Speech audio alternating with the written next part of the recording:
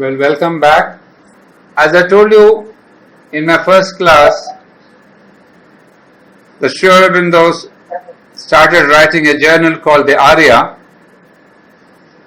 in which for about 6.5 years he brought out a monthly review of 64 pages each time, and in it the very first book was The Life Divine. Well, The Life Divine, as I showed you already, is a very voluminous book, very thick and very intense in its thought and very deep in its concepts. So most of the people are afraid of approaching this book, and they reverentially do a pranam and go away. But since my childhood, this book has been my favorite, because I got the best of teachers for myself. Most of you may have heard of Professor Kirish Joshi. It is he who taught me. So I was inspired to read this book, and since then I have read it a couple of times. As I was telling you, Sri Aurobindo did not at all like to be called a philosopher, and somebody even asked me a question about that after my last class, and I sent you Sri Aurobindo's own reply. And regarding this book also, most of us say it is Sri Aurobindo's philosophy. But here is what Sri Aurobindo himself says: the Life Divine is not philosophy, but fact. It contains what I have realized and seen. He told this in a conversation to one of his disciples. I think this gives us very clear view that is not at all philosophy, but Sri Aurobindo's own realizations, put here in intellectual and mental terminology. Otherwise, is not philosophy per se. Now, when he says that it contains his realizations. Now, what are his realizations? The main realizations that have gone into this book, into the forming of this book. The most major experience is that of the silent Brahman, which he had in 1908 in Baroda. After a 3-day meditation with a Maharashtrian guru called Lele, he achieves a silence which is normally called nirvana, but actually Sri Aurobindo says it is a silent, timeless Brahman. So he was for several days in a state of consciousness in which he says, I was watching from the balcony of a friend of mine, and I could see the whole world as a cinema, as if, as we see in a cinema, people walking away, talking, but there's no attachment, there's no connection. So Sri Aurobindo was living like that for many weeks, until he says, when in 1909, in the Alipur jail, he had the cosmic experience of the cosmic consciousness. Or those of you who have read his speeches, you will see he calls it the Vasudeva Darshan. So that was the second major experience, the cosmic consciousness. And after that, he had one more major experience, that of the Nirguna and Saguna Brahman. Not experienced fully, but he says, I started experiencing that while he was in the jail itself. You see, the Alipur jail apparently seems to be a jail. Somebody, has been put into the place for 1 year. But friends, you must understand that this has been a place where 3 of his major experiences were there. The cosmic consciousness, the Nirguna and the Saguna Brahman, And then Swami Vivekananda came to tell him about the footsteps to leading to supermind, the real steps, which also he started practicing in the jail. So he says, I was already on my way to the supermind in the Alipur jail itself. So imagine a person of this caliber within 1 year, 1909, he has 3 of his major spiritual experiences which have become the content and the substance of this book. Of course, he has had other minor experiences, minor from his angle, not from our angle. I'm calling it minor because Sri Aurobindo says that they came with a sudden unexpectedness.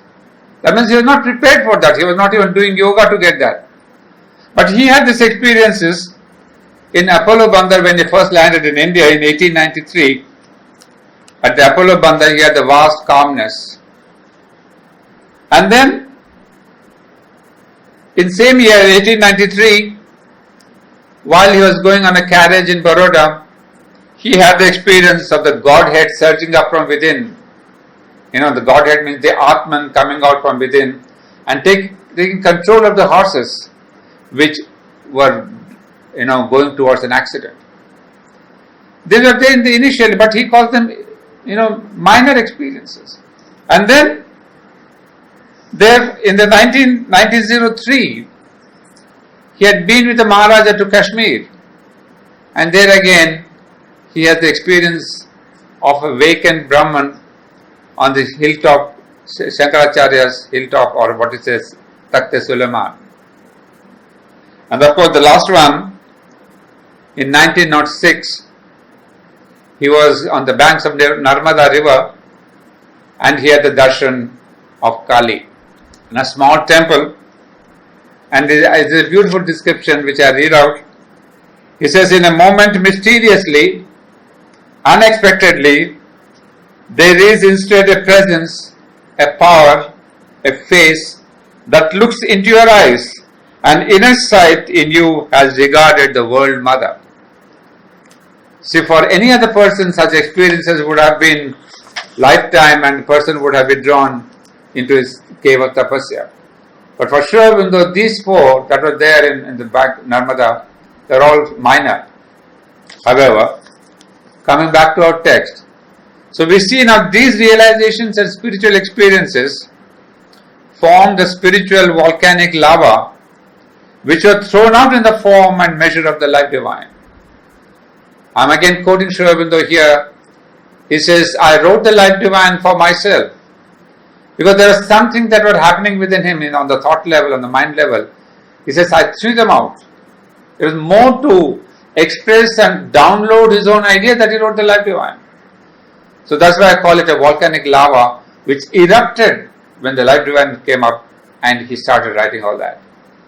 And then, mind you, he could not have done that if he had not had this mighty intellect which he had developed in his London days, or in England days.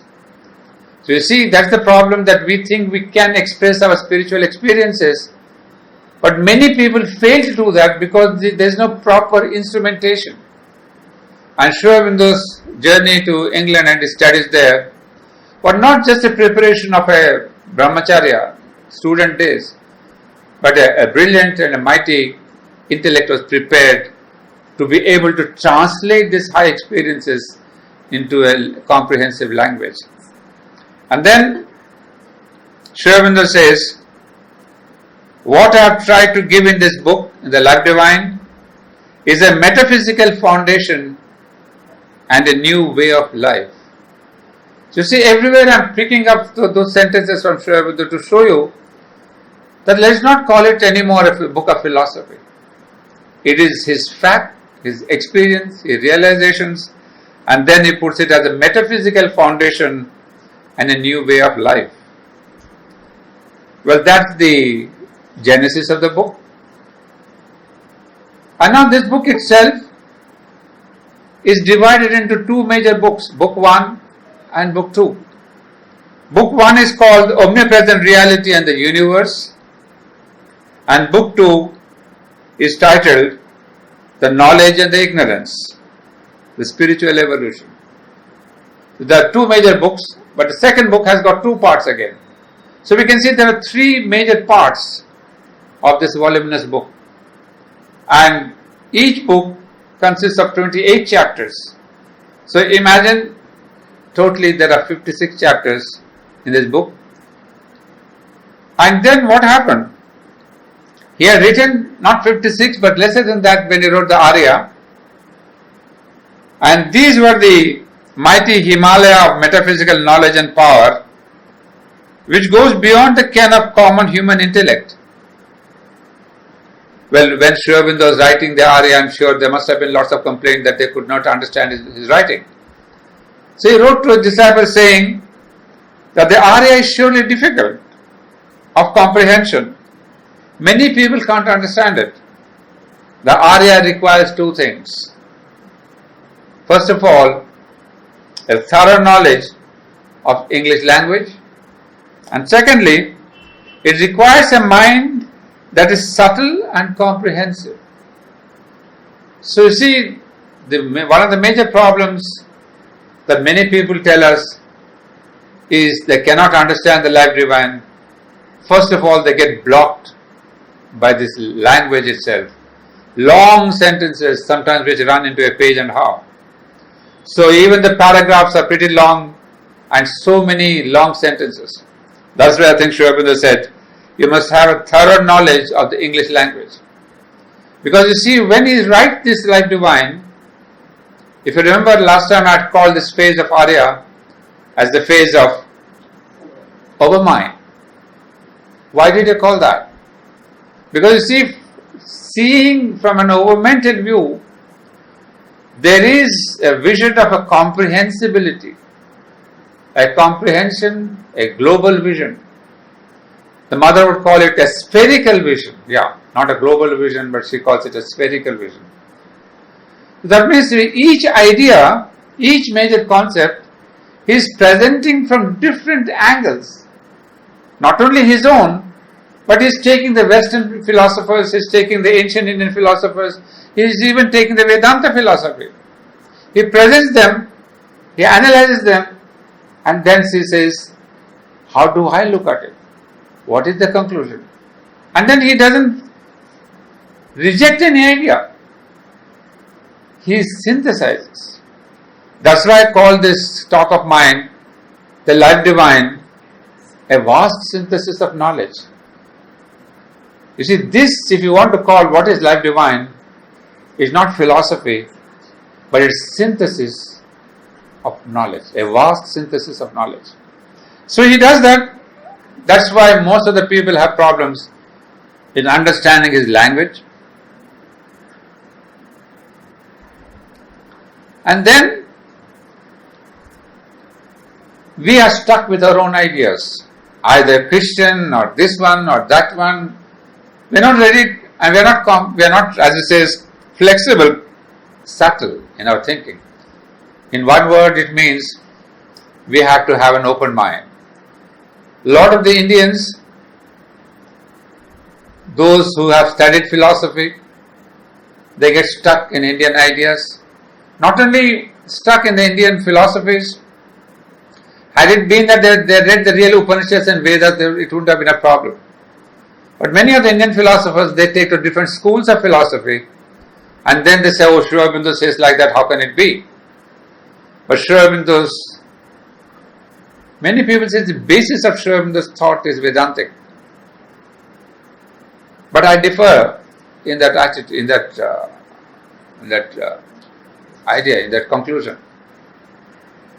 Sri Aurobindo is not based on Vedanta and Upanishads. What is the beauty of it is that Sri Aurobindo's experience. First he experienced the truths of the Vedanta, then only the Vedanta and the Vedas, he confirmed his experience. So I would not like to say Sri Aurobindo's philosophy or thought is based. That means he has taken it from the Vedanta or the Vedas. No. Long before, he read the Vedas, he had the experience of the Vedas. So that's why Sri Aurobindo is authentic, not a repetition, not anything that is brought or taken from the Vedas and the Vedantas. However, in 1938, Sri Aurobindo had an unfortunate accident in his room and he broke his left thigh. It was very unfortunate, but seen from in a different angle, that began his lockdown period. And what are we doing in the lockdown period? Sitting at home, reading. In his lockdown period, the mother told him, hey, this is a good time, why don't you revise your Arya? Because a lot of people are telling Mother and Sri Aurobindo that we would like to see all your articles which have come up in Arya in the book form. So the mother again tells him, please revise your books so we can publish them. So that was a period where he starts revising. And when he starts revising the Life Divine, of course the book 1, first 27 chapters, he hardly touched it. They're perfect in themselves. He added only one chapter, chapter 28. And that was the book 1, which was published in November 1939. If you remember, just before that, there was the Second War. So it's very interesting to see that Sri Aurobindo wrote the book in the beginning of the First World War and it was published in the beginning of the Second World War. And then he took up revision of book 2. Well, book 2 underwent a massive revision. Quite unexpected that Sri Aurobindo would go through such massive revision of his own book. But in the second book, where there are 24 chapters, he deleted 8 chapters. It was very interesting when I went back to Arya, the original Arya, and started comparing those 8 chapters, which are brilliant, of course, from our standards, everything is brilliant. But he deleted them completely and added 12 new chapters. And a few of them he revised, of course, and then it became 28 chapters. So what was happening? Why did he do that? Obviously, by now you should know why he did that. Because from 1920 to 1940 almost, 20 years had gone by.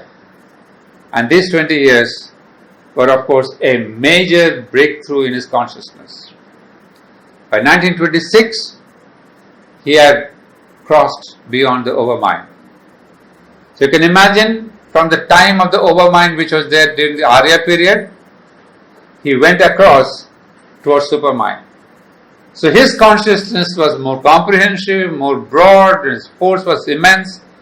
So he had a different perspective of the world, of its future, of its past, of its present.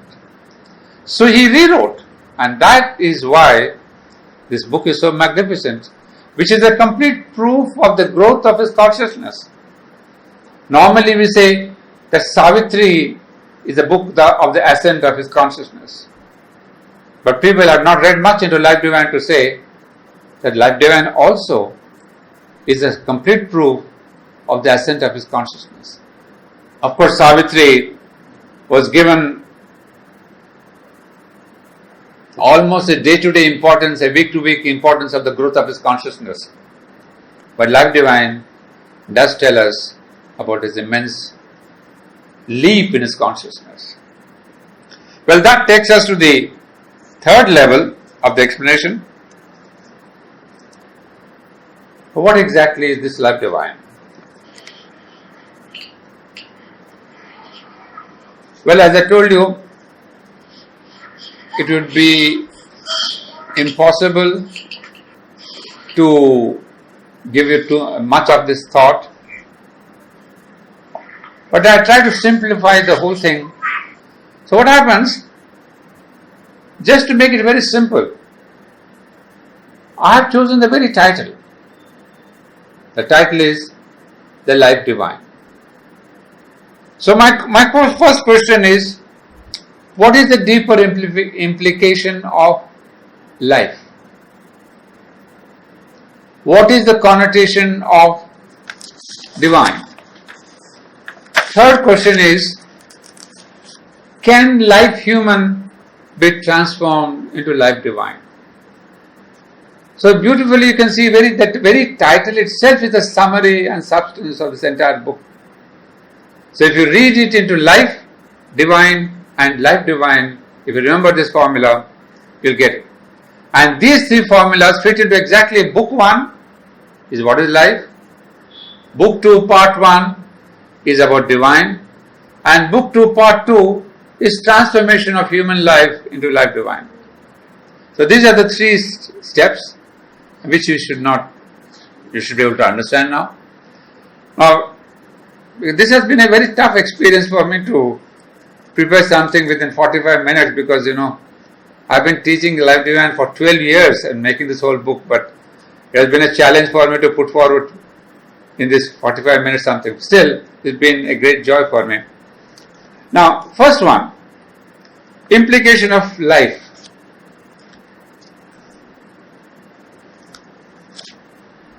As explained by Aurobindo, as seen in this book. The world is geopolitically divided into East and West, which include the different cultures and the civilizations that have been nurtured since times immemorial. And humanity has been divided into different religions also. But more than that, on the psychological level, humanity has been divided into two parts, what Aurobindo would call between two negations. The materialists who deny the spirit, calling it a fertile imagination of the mind, and believe that matter to be the only source, the ultimate. That is one side. That means the materialists, those who believe that matter is the ultimate, there is no spirit, there is no Godhead, there is no divinity. So this is a major chunk of human thinking. It has nothing to do with religion, nationalities, anything. In every place there are people like this. Those who say there is no God, nothing, matter is important, materialism is important, blah blah blah. And then the other side we have the spiritualists who refuse to accept matter, calling it as an illusion of the senses. You see, we have these two broad divisions. And very interestingly, Aurobindo starts off his book, chapter 2, with these two divisions. Whereas suppose this is what is in life. He doesn't say what is philosophy, what is spirituality. So as I said, he starts with attacking what is life at present, if you see humanity around. So these are the two major divisions. The materialist denial and the spiritualist refusal. It's interesting. It's a brilliant chapter. You should read that. I think after this I'll give you some portions to read. The materialist, when they say matter alone is real, what does it imply? Aurobindo calls it monism of matter. Well, it's maybe a new term for you. Monism means you are stuck to that thing only, that matter alone is true. So it's called monism of matter. But those of us who are a little bit into scientific reading, we know that matter as it appears now is itself an illusion of the senses. You see, where do we see? Matter is reality, but it is not so. Science itself says what you see in matter is not real. What you see as solid concrete matter is nothing but concrete vibration, which are invisible to our eyes. So Aurobindo is telling, where is your real matter? You said it's all matter alone is truth. But there's nothing called matter. There's only a vibration. So it is an illusion of the senses. So he says the materialists are not right in their assumption that there is no spirit. Now the spiritualists would say, the sannyasin He says that spirit alone is true. So they land up in monism of spirit. I'm giving you these two terms. Those of you who have read Shankaracharya, very interesting to see. Because when he said Brahman alone is true, and the universe, the earth, the creation is a mitha. So that alone, spiritually you say Brahman alone is true, and materially you say matter alone is true. Both of you are wrong. That's what is the conclusion we see. Because one thing we see that Sri Aurobindo analyzes beautifully, says these religions and these negative philosophies, they took humanity towards heaven. Most of these religions, what do they say? That I'll give you paradise, I'll give you swarga, I'll give you emancipation, I'll give you liberation, and it'll all go to, great paradises. But that was the negative thing that religion contributed to humanity. But the materialist, he brought back humanity to earth. So that is the concrete contribution of the materialist. By denying the spirit, what have they done? They said, no, earth is important. So Sri Aurobindo sees that there is a wonderful balance between these two movements, the sannyasin and the materialist. Both have contributed to the evolution of humanity. See, this is where is Sri Aurobindo's brilliance. He doesn't negate, he doesn't reject them. He makes a synthesis. He says, no, both of you have been a wonderful contribution to human evolution. But the flaw with this spiritualist, what is the flaw? And in this flaw, Sri Aurobindo brings a synthesis, a very simple synthesis. You will not forget that.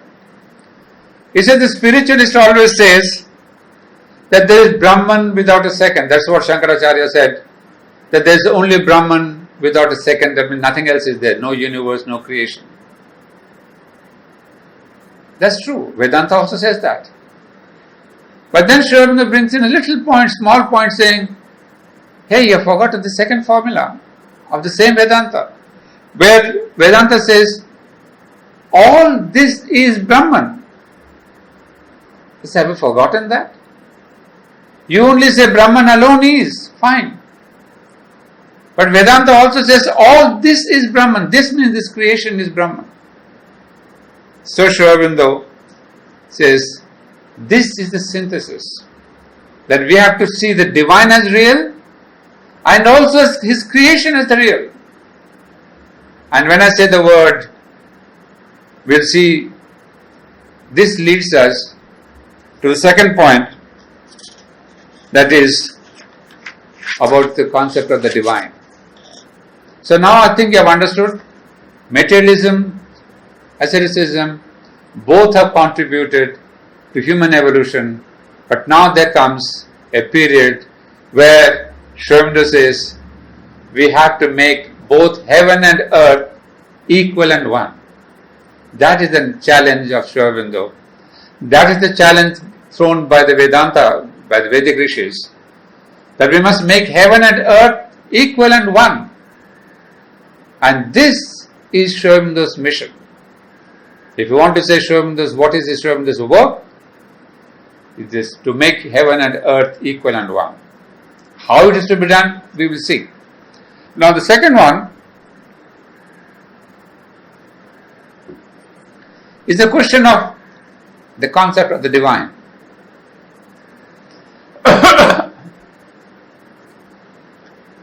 Now when we say the word divine, please do not equate it with the word God. Because God is a word that comes more in religion. And God is a concept in religion where we see a person rewarding, punishment, judgmental, and all that.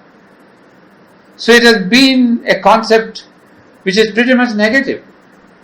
So Sri Aurobindo uses the word divine, which is beyond this religious concept of God. That's the first thing, that the divine and God, we must understand there's a difference. Because in God, in the concept of God, God is the creator, sure. But then there is the creation, the world. But in the word divine, divine is the creator and the creation. You see the difference? God, there's a separation between creation and himself. But in the word divine, both are together. He is the creator and the creation. So that makes all the difference in philosophy, in metaphysics. That this world is verily completely a manifestation of the divine. But then the moment we utter this, the very first question comes to our mind, but is this world so divine? With all the brutality, the violence, the ugliness, the pain and suffering, the evil, all that is happening, now your coronavirus, is this world divine? Well, Sriaurobinda would again say, that is true, it is not divine at present. It is an evolving divinity. You see, even this question of, what the Vedantic, some of the saints and acharyas have told us about the eternal ignorance. So these are the questions that come. What is the position of ignorance? Who created the evil? Who created suffering and pain? Can we really answer these questions if we say this world is a manifestation of the divine? It's true. It's difficult to answer. But if you see that the divine is all this, now in this, how do we reply? Well, here is the concept of evolution. That there is a process of involution and evolution. That means the one divine has become the many, the infinite many. The infinite many is you and me.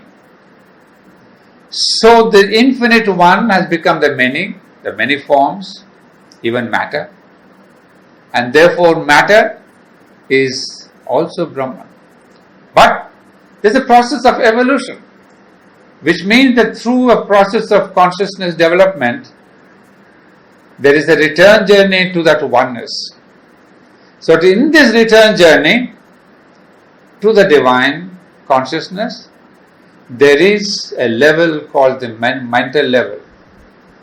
So the level of the mind is the most difficult one and most tortured one, because this is the level which really divides the upper and the lower hemisphere. Beyond mind, there's all unity, all bliss, all ananda, all oneness. Below mind, in the subhuman level also there is unity, there's oneness, there's no psychological problems. So mind is the only level through which humanity is now passing through, the most difficult one. Mind has really absorbed all of its past, but is yet to open itself to the new. Therefore it says that this ignorance, etc., is there as a mid-stage. And then the famous discussion in the Isha Upanishads about what is knowledge and ignorance. Again, these divisions, these discussions on ignorance, etc., have divided us, divided humanity, divided Indian philosophy, Indian pursuit. But Sriaurobinda comes up with a different solution. He says there is no difference between knowledge and ignorance. Ignorance is partial knowledge. So it has its place. It is partial knowledge which is becoming more and more knowledge. So he says one day humanity will get more and more knowledge. So let us not think that this ignorance is something evil and we should really detest it, we should discard it. He says humanity is passing through a stage of little knowledge, partial knowledge, to fullness of knowledge.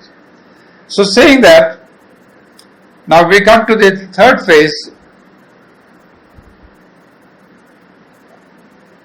Having seen the concept of divine, we come next to the last question: can human life be transformed to life divine? Most people will not believe it. Because seeing again, whenever we see the present condition and we see the divine ideal, there's such a big contrast, we refuse to believe that humanity can be a life divine. Here is a line that I read out from Sri Aurobindo, which gives you the gist of everything that I want to say. Sri Aurobindo says, man is a transitional being. He is not the final. One single line tells you that our fallacy is there to think that we are the greatest and the best products of nature. As it did not begin with him, neither does it end with him. He is not its evident crown, nor its highest issue, nor the last clear sum of nature. Nature has not brought out in him her highest possibilities. She has not reached in him the supreme heights of consciousness and being. And as there was before the infrahuman, the insect and the animal, so there shall be after him the superhuman, the superman. It's a very simple logic. That before us there has been an evolution. So why do we think that we are the best creation of nature?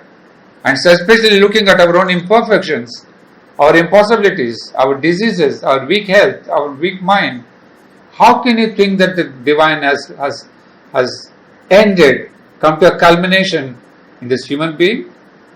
So showing the simple logic is that we have to go beyond. Nature will take us beyond. Just as the divine consciousness started with matter, evolved into life, evolved into mind, then it says, what stops it from going further?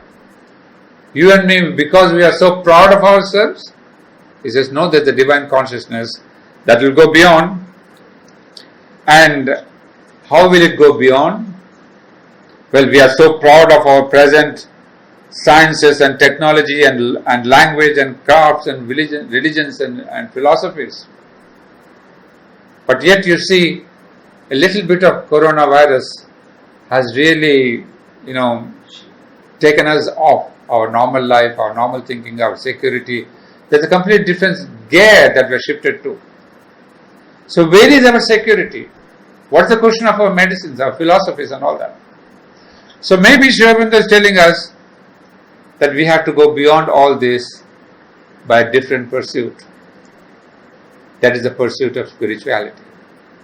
You see, on the material level, you can do anything. You can invent medicines, you can invent cars, you can invent robots and all that. But unless and until we change our consciousness, humanity maybe, as he puts it very bluntly, that it may have to be written off as a failure, and future will lie perhaps with another race. This is Sri Aurobindo's, not a prediction but a warning, that if humanity does not willingly change, nature may write it off saying, sorry humanity, I gave you all the opportunity, all the chances, all the time, but you have failed me. You have not gone beyond into the spiritual. And if we do not lead ourselves into the spiritual life, then we may be dumped on the wayside of evolution. And now with this question of what is the next stage, is the next stage we have to move on to spirituality. And of course that spirituality is not just going to religions and reading philosophies or reading mantras. Philosophies are good. Religion has its own place. But spirituality is, as you would say, awakening to the inner reality. It's not something outer. We say, oh, there are beautiful temples, beautiful architecture, beautiful poems. All that's fine in its own place. But spirituality is awakening to the inner spirit and also contacting the deeper reality. And most important is to have a communion and union with that inner spirit. You understand the word communion. It's not that once I meditated 3 hours in the morning, it's over. Half an hour meditation in the evening, it's over. This communion is the live contact with that inner being. So there's two words you remember: communion and union with the inner reality is spirituality. Well, in the past, because of this, the world has given birth to many saints, sages, great poets, great philosophers. But Sri Aurobindo would tell us it's not sufficient. We need to make a greater effort to push ourselves to a higher consciousness. And this spirituality of the future is what is going to bring us the new supermind.